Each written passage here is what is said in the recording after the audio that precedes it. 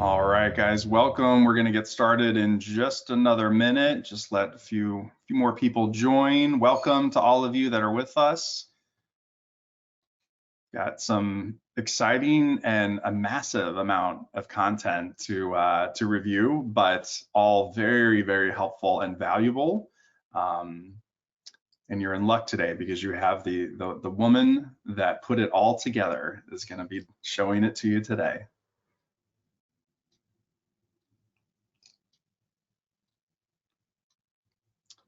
All right, well, let's go ahead and get started.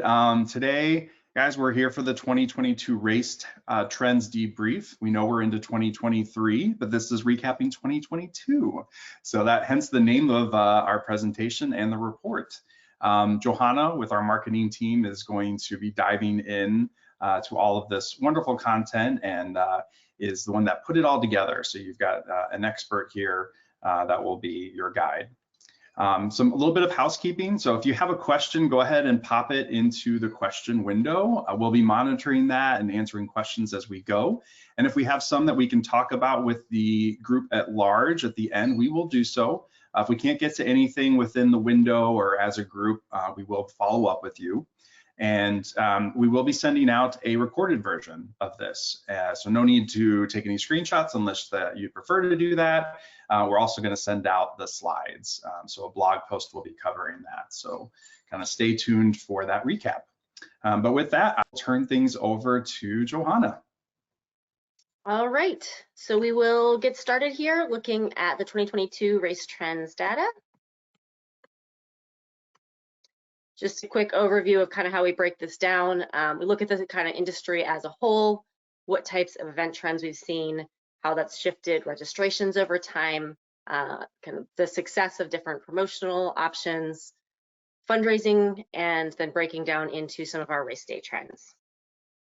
So a quick look at who we are, and a lot of this really kind of points to why this data we think is valuable. RunSignup, we are an event technology company. We work with a number of different types of events, but our largest core market is in the endurance industry. And that's where we are focused today, is looking at our body of events in the endurance industry.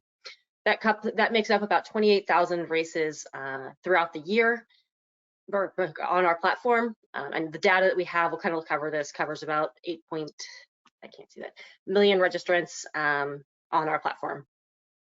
The parameters of the report here. So again, when we look at this, we can only report on our data. There is not a single aggregator of all data across the entire endurance industry. There's no site that has all results and all registration, so we can only look at what's on our platform.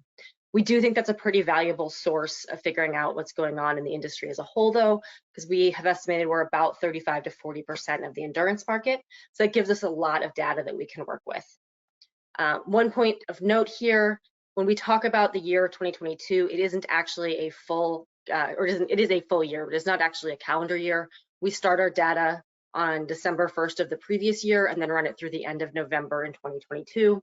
The reason that we do that is just that we want to have data available for people kind of as they kick off the year. During the slower racing season, we want to have some data available for people planning out their next year. There are a few places where that may change, but we'll let you know if that's different in any of the specific reports. There are things that could be different on our platform than others. If there's a specific feature that we have that isn't on another platform or is different on another platform, that could impact some of the numbers. But again, we think it's overall pretty accurate data. There is one bit of survey data that we'll cover in the timer section, and that is from a survey that we did of timers in late 2022. I will say there's going to be a full review of all of that timer data in February. So that you can look for that as well. We're just going to cover a tiny bit of it today. This is the data set that we're working with. So I show this not because it particularly means anything in terms of what's happening in the industry, but to give you an idea of the types of numbers that we are pulling data from. So this is across all of our platform, which means that what happens on our platform is impacting these numbers. We've seen growth in terms of market share, new races coming onto our platform over the last year and over the last 5 years that we've been doing this. And so, it's not necessarily that the industry has grown that much, it's that our platform has grown that much. So what we're looking at here, the one thing that I will point out, that overall events on RunSignup at 68,000 or so. That's different from the 28,000 that I cited before, because 28,000 is full races. So if you have the Richmond Marathon, you may have a marathon, a half marathon, and a 10K, all that make up that one race. Each of those would be counted as a separate event for this purposes, because we look at those distances differently in a lot of our reports. So 68,000 covers all different types of race distances. Similarly, the 8.3 million registrations, that includes both paid registrations and imported registrations on our platform.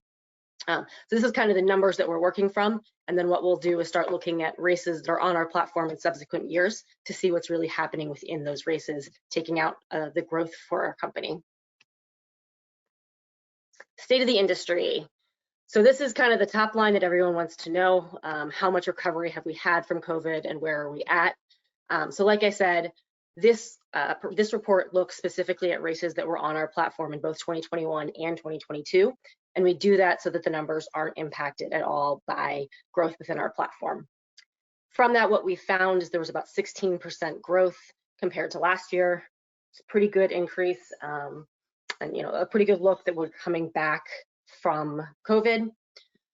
A few things that I will note here: it's pretty consistent across the board. The half marathon numbers are a little bit worse than some of the other numbers, but across the board we're seeing 15, 16 to 20% for all distances.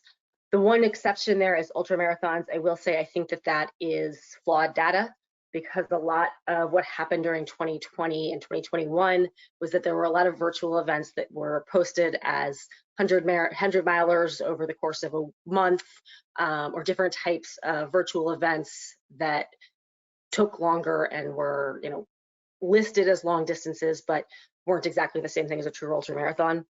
And so I think that reduction that we're seeing is a reduction in virtual, not actually a reduction in ultra races.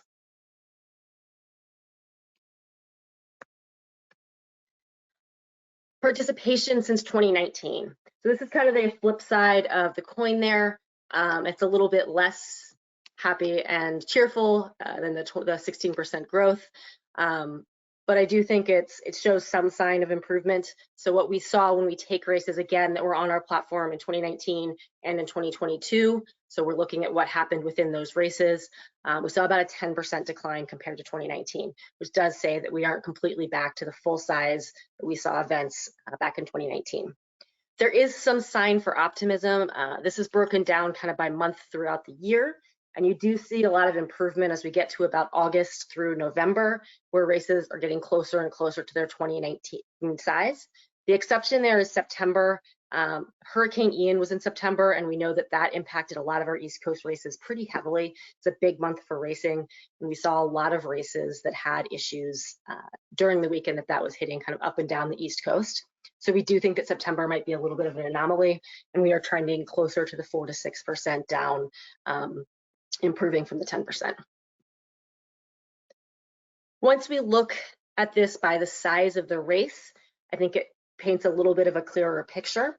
Obviously, larger races had the hardest time here. You can see as races get smaller, the impact seems to be a little bit less compared to 2019. And smaller races under 500 actually saw a tiny bit of growth compared to 2019. This obviously is a big problem if you are hosting a larger or even mid-sized event. You're seeing a lot of these impacts. I will note one thing that we talk about a little bit later is that most races, the vast majority, I think it's about 95%, actually have fewer than 500 participants. So that means your average community race may not be seeing the same kinds of impacts that the larger races are, as that they're kind of looking at their year. Churn is how we describe events that are here, they happen, and then they go away and they do not return. So when we look at churn, we're looking at races. Typically, we have done this, year over year. So races in 2021 that didn't recur in 2022. Because of the long-term tail of COVID, we took a little bit of a longer view look at this and are looking at races from 2019 to 2022. I will note on this that we can only run this report based on events that are over 500. So those races that have been harder hit by participation numbers would fall into this bucket here. The reason for that is essentially just that this is a very, very manual report that we do, because we think it's important for us to understand how many races don't come back, how many races, as a company we lose to another company. So we do run this report pretty manually, which is why it's specific to larger events, at least mid-sized to larger events. So when we look at that, just shy of 20% of the races, the 2019 races, didn't happen in 2022. That's obviously a pretty large percentage to have not come back. One thing that I think is notable here is that 13.6% weren't held in 2021 or 2022. So they've been gone since at least 2021.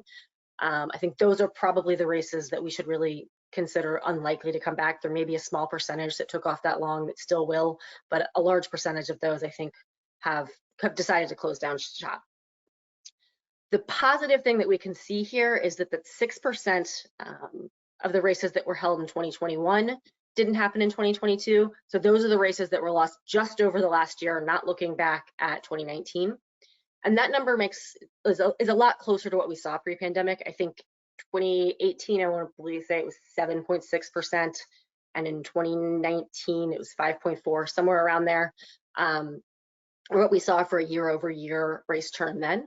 So that 6% falls into that category, which does suggest that we aren't continuing to lose more and more races. There may be some percentage that was already lost, but that otherwise we're seeing kind of a normal rate of turnover. Repeat participation is looking at how many participants come back to the same event within your race. I will note that this number is probably a little bit low overall if you have multiple distances, because it doesn't calculate people who necessarily came, who did your marathon one year and your half marathon the next year. It's only looking at did your marathon both years in a row. So I think if you have multiple distances, you might see your overall retention rate a little bit higher. But this is also, I think, lower, and consistently has been lower than I think most people would predict, that of participants who come back to your race one year after another. It has gone down since 2018, but we're seeing it kind of get back up to those levels. There was a really poor retention in 2020 and 2021. I think a lot of that because events were switching back and forth between in-person and virtual, and those don't necessarily reach the same audience. You saw a lot of people not coming back. Then we're starting to see that a little bit better, but you're still down to about 14% repeat. I think the biggest reason we like to include this is it's a really, I think people think that people come back to their event more than they do. And it's a really good reminder that you need to put in programs to reach out to your past participants, encourage them to come back, give them incentives to come back. Programs like a loyalty program where you can give previous participants either early access or discount to the events or both can be really useful in making sure that you're trying to making every effort to reach those people and really bring them back to your event. Key takeaways from this section. I think it's clear that you're continuing to see challenges in participation, even events that are doing, essentially as well as 2019. It's tough to get participants back. One thing that I think I take from the data about the size of races and how much better small races are doing is that people are really connected to the events in their community that they're personal to them. So even if you have a larger race, finding ways to make sure you're connecting with local running clubs and kind of reintroducing yourself as a little bit more on the ground than you may be after years and years of running a large event that you're used to people being excited to come to. You may need to re-engage the community a little bit more than you're used to, kind of like it's your first year again. Along those lines, a lot of those traditions have been broken. People who came to the same races year after year after year, they didn't do it for several years. It's really hard to get them back into that habit. And so again, making sure you do things like loyalty programs. If you're sending emails to previous participants, make them really personal. Use some personal replacement tags to say, like, we know you've been here for 7 years before, bring up the last time they came, kind of make sure that they feel like they personally are missed and try to get them back into their old habits. The other thing I'll note is that from that churn, we know that there are some races that are gone and aren't coming back. It's possible that some of that's good because there may have been some oversaturation, particularly in some markets. But I do think when you're looking for ways to make up some of your income, there is likely some opportunity, either because there's a prime weekend that is now available that you can put an event on, or because you used to have more competition on the weekend that you have yours, and maybe you want to, reach out to that race that's gone, see if you can work with them to get their previous participants to come to your event. Find some ways to take advantage of that slightly later schedule. Event trends. So I don't think this will surprise anyone out there that in-person events were much more popular this year. Everyone's excited to be back at your real events. The one call out that I will have on this is that we still saw a much higher percentage of virtual events and virtual participation in 2022 than we ever saw pre-pandemic. So it was about 6% of registrants in 2022 were virtual compared to just 1% in 2019. And that 1% is about what we saw most years pre-pandemic. And what I think you can take from that is that there is still an appetite for people who want to participate in your event and can't be there in person. I think unless you are doing a virtual event that you have a ton of attention and time and marketing put towards, you're probably not going to put on a lot of virtual only events. But the opportunity to add a fairly low overhead virtual option can help you just pick up a couple of percentages on the margin. And that can be, grandma who moved across the country and can't come to the event, but she really would like to still support it. Again, it's not going to be a huge overhaul of your participation numbers. You don't want to put, as much time into your virtual option as you do in your in-person option, but just having something available for people can still be really valuable. Female runners signing up in, large amounts. This has been true across the last 5, 6, 7 years that we've been doing this. We saw, particularly during the pandemic, the rate of runners who were female went way up because we saw that they were much more likely to do virtual. But even now that we're back to mostly in person, you do see a majority are still women. The other call outs that I'll have on this, the non-binary option is a new one within our platform that was added this year. A lot of races have not yet enabled it, although we have several thousands that have. But I would expect that those percentages will go up as more races enable the option, and there's more people coming in through that way who are more familiar with that being an option on their race. The other call out on this is the NA gender. That's typically going to be races that are non-competitive, often virtual runs or fun runs, where they just don't need to collect gender at all. And so that provides, another data where they just don't have to put in as much information because they don't need that information. I think the main thing, take away from this is just when you're putting together things like swag and also things like marketing, make sure that you have women front and center, that you kind of have options for them, and that you are, showing people that look like them in your marketing, and also just, find some opportunities to make your race a little bit more inclusive and bring more people in by making everyone feel like they're welcome. This is probably the, key concerning data point from this. It's been an issue that we've seen grow and get worse as long as we've been doing this. That younger runners are not coming to races, particularly that 18 to 29-year-old age bracket. Under 18 tends to do okay because of kids races and some cross-country events, but the 18 to 29 has really continued to fall, and we're down to about 14%. I will say, I don't remember off the top of my head, but that 17.7 in 2018 was already down from previous 2 years. So we've been seeing this decline steadily as long as we've been doing this report. I wish that I could tell you exactly how to reach 18 to 29-year-olds. I think it's an industry-wide problem that no one has entirely solved. We've talked about it a lot, both within our team and with customers. I was at one of our road shows in Houston last week and talked to a lot of customers there about what they're doing and ideas that they have. And I think the things that you want to kind of think about are finding some new creative ways to do marketing. There's a lot of interest in things like video, new types of apps. Eric Cohn swears by YouTube Shorts, finding ways to use video and market in new ways, because that age group is not reading their email and they're not on Facebook. And so these traditional marketing options that we've put a lot of time and money into as an industry just aren't reaching these participants.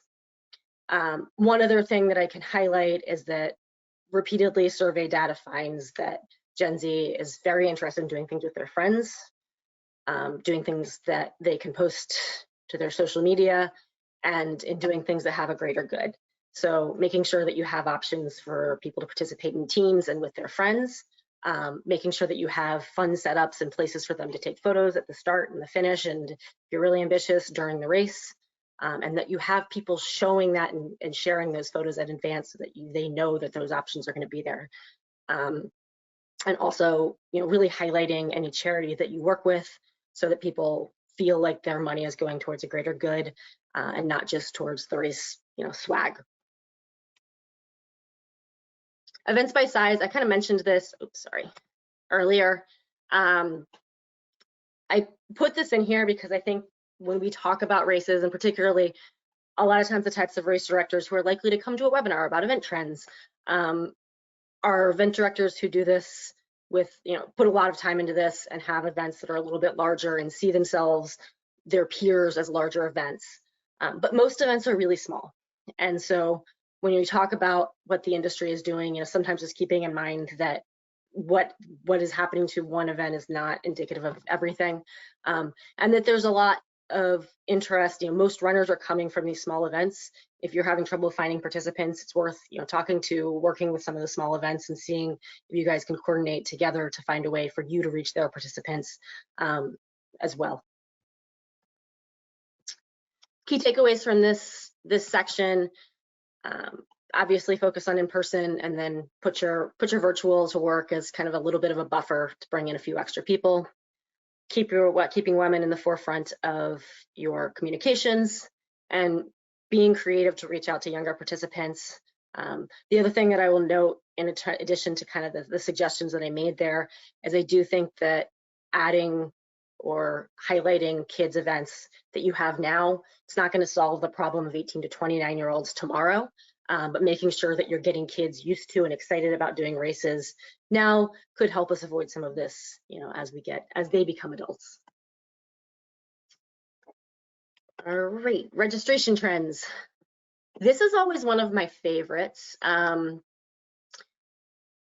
largely because I've been told every year for the last 5 years that people are procrastinating more and more and more, and that there's more and more and more race week registrations, and it's been remarkably steady. We've been between 24 and 26% of registrations have come on race week every year, including in 2020. It's one of the most stable stats that year. So you've got about a quarter of your registrations on race week. That's still obviously a lot to deal with when you're talking about ordering and being prepared for what's going to happen. But it is good to know that that has been pretty consistent.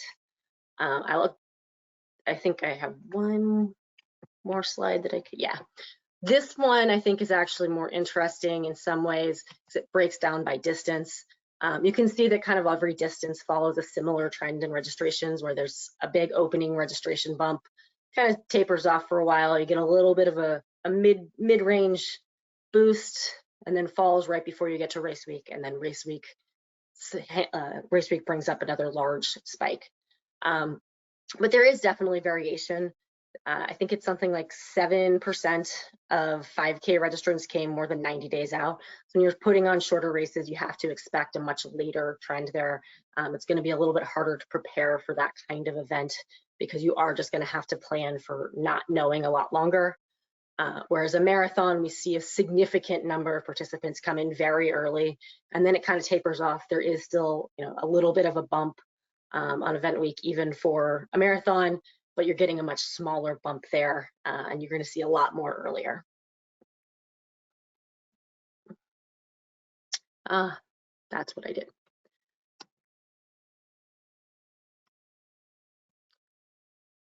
Prices, I don't think this would come as much of a surprise to people, but prices are definitely up. I think this is even perhaps still a touch deceptive. We saw in 2020, 2021, prices actually fell because a lot of those events were virtual. Virtual events have much lower overhead, and because of that, we saw much lower prices. Whereas that didn't necessarily mean that the in-person events were actually lower. Now there's much smaller percentage of those virtual races in there. I think these numbers are a lot closer to accurate. and they definitely tell the story that prices have gone up. So, looking kind of across the board, we see prices up over 2019 and up over 2021. The biggest increases, 1 miler, it's probably a little bit less reliable because there's fewer 1 milers out there. 10Ks are up about 6% since 2019, 10% since last year. So you do see kind of a big change there of things going up, and this is obviously going to be impacted by inflation. I think we've heard a lot of information about municipalities raising their prices and just a lot more, the cost of getting goods being a lot higher. So we are seeing races having to kind of pass that on, in addition to the fact that if you have fewer participants, you may have to charge a little bit more to make up the difference there. Pricing strategies. So the kind of takeaway from this, when you look at when people register, we see about a quarter of all registrations take place within 3 days of a price increase or a registration closing. And what that says is that people are very, very motivated by deadlines.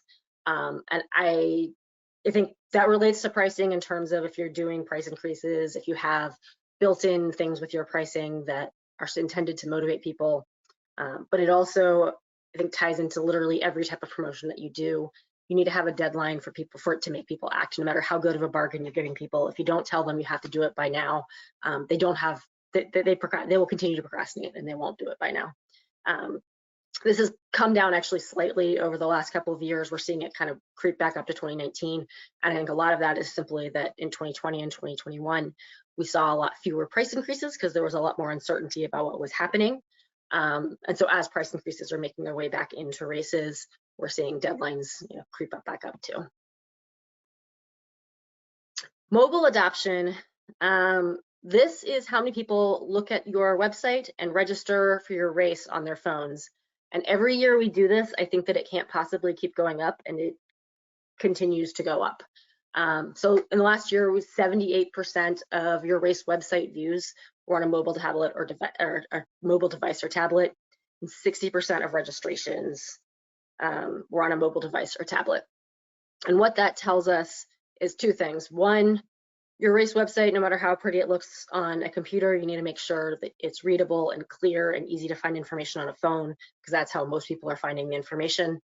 And secondly, I think when we first started doing this report back in 2016, I think it was around 30% of registrations were on a mobile device. And then we really felt like at the time, people were very comfortable looking at stuff on their phone, but they were going home and registering on a computer. And increasingly, people are used to buying things on their phone. They're doing, they have Apple Pay, they're buying stuff on their phones all the time. And so I think it's important to remember that your registrations need to be pretty quick to get through. People are a little bit more impatient on their phone. You don't want long, open-ended questions that they have to answer that they can't do on their phone. The other thing that I will say from this is that when we get to the RaceDay section, we talk a little bit about RaceDay registration. There is, I've seen myself when I've been to events pre-COVID, if we had, computers that people could register on at the start, and then we had a sign that said, you can go to this link or you can use this QR code and sign up on your phone. Everyone wanted to go to the kiosks. After COVID, nobody wanted to wait in line and do that. They all were like, I have my phone. Can I just scan something and just do this on here? And so I think that was a pretty big shift that I've seen at several events that I've been to, and I think it shows how much people are more comfortable with that now. Key takeaways, make a plan for late registrations. As much as we might want people to come earlier, you can give them all the incentive they want. If you want to have the largest race possible, you need to make sure that they can register late. So plan for that and make sure that you have that built into your inventory and into all the features that you need.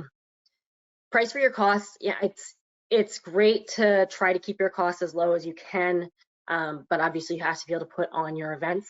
So make sure that you've run the budget based on updated pricing and what you think you have to be able to make your event viable, and price for that. You're not going to be alone if you need to raise your prices. Obviously, we're not going to tell you should, because you might be fine. But if you're looking at your numbers and it's just not feasible, you will be priced alongside other races. And finally, mobile is first. The thing that I will say here is make sure, I can be guilty of this when I do a quick email and I just want to get it out. It looks fine on the computer screen. make sure you take the extra step and look at everything on your phone as well. Now, if you're using our websites and email, it should be mobile optimized, but I don't care what you're using. It's always a best practice to test it yourself and make sure that you're including a phone in that process. Promotional trends, coupons. This has been actually pretty steady in terms of about what types of discounts we see. For this year, it was about $12 is the average discount on a coupon.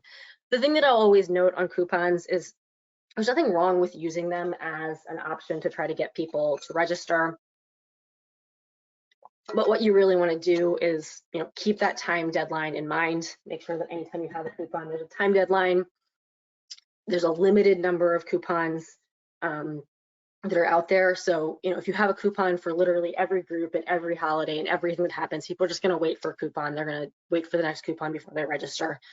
You want to have a clear, defined plan of here's the 3 things we discount for, and make it really clear that those are limited so that it is an actual incentive and it isn't just like, well, no, the real price is the discounted price. I'll just wait for the next coupon to come around. So it doesn't have to be a huge discount, but you do want to make it clear what it is, when it is, how people can get that discount.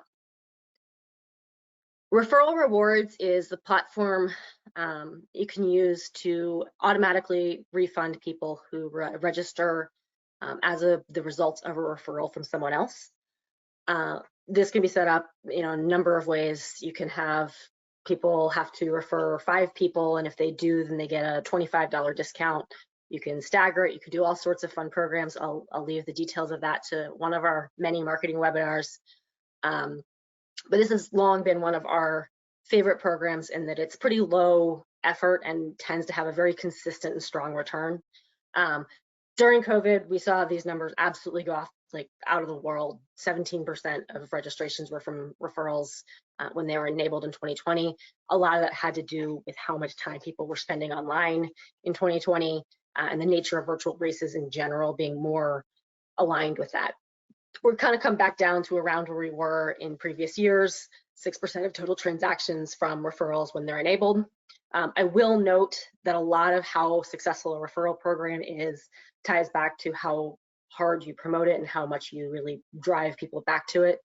We have seen events that can go up to 25, 30% of their registrations are from referrals when they really do a good job of reminding people consistently what they can get if they continue to refer. Particularly if they have a pretty social event that's gonna really drive people in. The other thing that I will say is even if you're only talking about 5-6%, just still 5-6% of participants, that's half of what we're down from 2019. Even if you're only talking about a smaller number there, the cost for referrals is so low. It's about $1 for each new registration via Referral Rewards, because most people are going to refer one friend, send this out to someone, but not actually do enough referrals to get a refund. So you're getting a really good return on whatever referrals you do get, which makes it a really good program to implement, pretty low cost to your event. Groups and teams, this is another one that's been remarkably consistent as we've done this throughout the years. When you offer teams, about 30% of participants are going to want to join one. And there's 2 things that I think teams are really good for. One is that social aspect that we were talking about, particularly with Gen Z, bringing people in, letting them communicate, like giving them an incentive to bring someone else in, to invite their friends to come. You can even monetize that and say if they get to a certain size, the registration price is less. People who'd already registered will get a refund. Or you can do something fun, like if they have a 15-person team, they get their own tent on site, or whatever kinds of rewards you want to offer them. VIP parking for teams. It's different ways you can get people incentivized to actually try to share the event and grow their team. So it can be good as a marketing tool through word of mouth. The other thing that I think it can be really valuable for is simply the race day experience and bringing people back. People who come and join with their friends have a lot more fun. They enjoy the event more. They have more fun. They're going to come back next year. So it's kind of marketing for your following year as well by having people come in and join together. Email marketing, our free email platform got a little bit of an overhaul this year. It's much better if you have not used Email V2. I love it. Templates are great. But even without that, this kind of looks across both legacy email and email V2. We sent over 421 million emails in the last year. So that's a lot of emails you guys are sending, and that's great because we see really good return on emails. So about 13% of transactions or 9% of registrations in 2022 came directly from an email that was sent from the RunSignup system. So that doesn't even count emails that were sent from other systems. That's specifically ones that came from those sent within the RunSignup system. That's a pretty high number. I'll also note that last year we did a case study of one specific race where we ran through all of their emails and the return on all of those. And that race had about 23% of their registrations came from emails. So it really is, the fastest, easiest, free way for you guys to reach out, keep in touch with old participants, and bring them back. Google Analytics. So there's a number of different ways that we look at how registrations came in. The ones we cited before come directly from the analytics built into our platform. Google Analytics also provides us really good information on how many people are looking at your websites, but it looks at it in a slightly different way. And I would say there's a number of things that it can't do it quite the same way. Their email numbers are going to be pretty incorrect because a lot of those email links are going to show up as direct traffic because they clicked on a link and they went straight to your site. So I think this is not particularly valuable at looking at the value of emails, but it does give you an idea of kind of where things are coming from. So we see 20% came from referral sources. So that's going to be things like running in the USA. It's going to be a timer website. It's going to be a newspaper article about your race. It's going to be anything that's coming from another site. 22% came from organic search. And I think what I want to really highlight there is I actually don't remember this number off the top of my head, and you can't even see it because it's such a small sliver on there. The amount that come from paid search is minuscule. The vast majority of website views that are coming from Google are coming from organic. So it's really important that your websites are ranking well. We do have a good bit of SEO that is built into our websites to try to help make sure that your websites are showing up. But if you don't know, if you have another website, you should be Googling yourself and making sure that you're showing up and that you're able to be found easily on Google, because a lot of the traffic comes from that. And then 24% from social sources. I don't have the breakdown on here, but the vast majority, it's 94% or something of those are Facebook. So I do think there's some room for growth in other platforms, but a lot of the social sources are still coming from Facebook. Key takeaways here, focusing on word of mouth marketing. We really think as races, that's one of the best sources you have to begin with. Using things like referral programs, teams, engage your participants as ambassadors for your event. You really want them to be out selling for you rather than you having to do all the work of reaching out and trying to find new participants. They're the best way for you to find new people that have never been there before. Save money on email. And the other thing I will note in terms of using it more strategically, don't send everyone in your database the exact same email every time. There's a lot of ways to kind of target and send one email to people who have come to your race once before, one email to people who have come to your race more than 10 times before, one email to send to people who've never been to your race, but you got their emails from some other source. So really separating out your lists and making sure that you're targeting people for the type of user they are, and even taking that a step farther and personalizing your emails, making them, including some data that is particular to that person, because that can really make people feel like the email is for them and isn't just another marketing email. Lastly, your website really is important. It's how people are finding your races. Make sure that you can find it easily on Google and that you can find the information about your race on your race website. Give trends here, donations.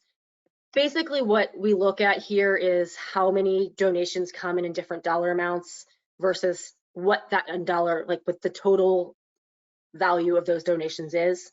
And what you see is there's a ton of range here.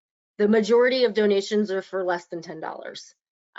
But you still see, I think that's about 7% of your total donation dollars come from those. That does add up. You want to make sure that there's an opportunity for people to make that kind of donation. The other thing here is we get a surprising number of total donation dollars come in from donations that are more than $500. A lot of races don't even ask for a donation that's more than $500. The big things that I really recommend is when you're setting up your donations, making sure you have a really wide range of levels available, because you want to have something for, you know, a $10 donation, because you want someone who only has $10 to give to feel like their donation is still valuable.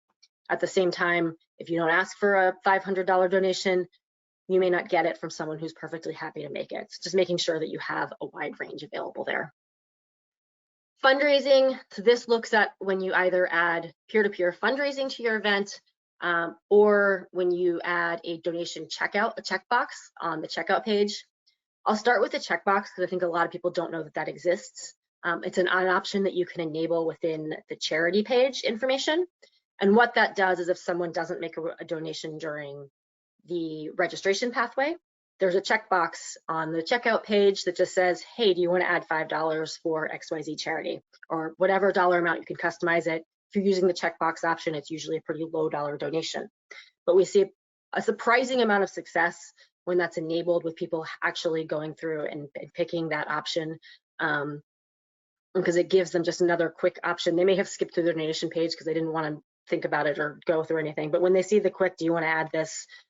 Sure, I can add $3.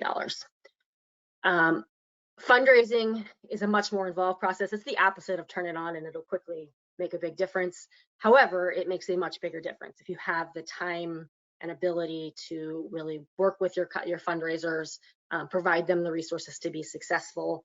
Then that's hands down the best way that you can increase your donation dollars. But compared to when you have donations only, it's about a 300% increase when you add the checkbox. It's about a 700% increase when you add fundraising. The caveat is that fundraising, you need to really be invested in fundraising as well. Facebook fundraising. So currently there is an integration between Facebook fundraising and RunSignup fundraising. I will note here that there have been issues with the Facebook fundraising platform in the last couple of months. We're not really sure what's going to happen with that. So I would say, you know, if you're not currently using, to proceed a bit cautiously right now until we get more answers from Facebook about how well they're going to maintain that in the future. The two things I can say is that it does increase an individual fundraiser's likelihood of being successful, because it makes it really easy for them to share their fundraisers, and it makes it really easy for their network to donate. On the flip side, even when fundraisers enable the Facebook fundraising integration, most fundraisers, individual fundraisers, don't actually go through and set it up. And so because of that, we do see the majority of the amount raised comes in through RunSignup, even when Facebook is enabled.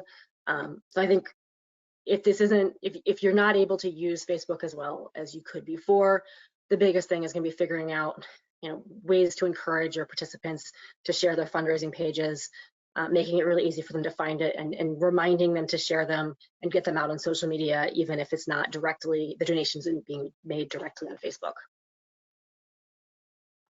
I think I covered pretty much all of these.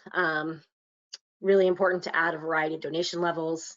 Really recommend adding a checkbox option to your fundraising. And if fundraising and raising money is your big priority, then it's worth your time to go through and learn to set up peer-to-peer fundraising. Final section here, RaceDay trends, RaceDay registrations. So we look at this as just how many registrations came in on RaceDay. 2.2% of total registration, or sorry, 2.4% of total registrations, or about 10% of all of your race week registrations come on RaceDay. Like I said before, I think you want to just make it as easy as possible on site. We've had a lot of people have a lot of success now creating a sign, big sign with a big QR code. Can include a link to, it says register here, throw it in your parking lot. People can do it as they're walking in. You can have a little site with a kiosk, but making it as easy as possible. I'd also say leaving online registration open in general and letting people know that. So if they wake up on race morning, they can register from home before they come over. I know that there's some hassles to that, but it's worth it for the increased participation you can get. RaceDay check-in, that check-in app continues to get better and better. We're seeing a lot of efficiency from the RaceDay check-in app, and these numbers have been going up significantly year over year. So this year, we saw about 10% of all events use the RaceDay check-in app, and that encompassed about 32% of all 2022 participants were checked in with the RaceDay app. What that says to me is that it's it's being used by a lot of large races because we're seeing more participants checked in than per race. But I do think it's actually quite simple to use. So if you have a smaller race and you need a solution to get people checked in pretty quickly, it doesn't take that long to learn and to use. And the really nice thing is if you're leaving online registration open and you're using those QR signs, it all syncs up very quickly. So if I'm in the parking lot and I register on my phone, by the time I get to the check-in desk, my information should already be there and the volunteer can find me immediately to get me checked in. RaceJoy is our runner tracking app. This has been an interesting kind of look at how things have gone over the last few years. We've seen just increasing usage across the board over the last few years. I think in 2020 and 2021, there was an article, I'm blanking on who put it out, some tech article that no one could use RaceJoy in 2020, and that was not true because we actually found a lot of participants used and a lot of races used it for virtual races, for a more engaging virtual race. As we come into more in-person races, we're seeing a lot more, we're seeing a little bit fewer races using it because there's just more in-person events, and then some of those virtual ones haven't come back. But the participation numbers are still higher than in 2019. And what we really saw an increase in is the number of spectators and participants tracked. So that tells us that people are looking for a solution to get support from home. They want extra interaction, and you want to make it easy for people to have grandma watch from home and really get a little bit more engagement than just who's on course. Final one, this is the one piece of data that I pulled from our timer survey. If you want to know more about the timer insights, there will be another webinar that it hasn't been sent out yet, but we'll include the link in the follow-up email, and that'll be in February. The one thing that we wanted to cite here is that most timers do more than timing. We've seen pretty consistently about 78% say that they offer services beyond timing. This year we asked how many of them actually added additional services this year, and we got up to about 36%. And when you're talking about how to build your timing business, how to become really, really useful to your customers, a lot of that can be providing additional services that they need and that will make them really rely on you and come back to you.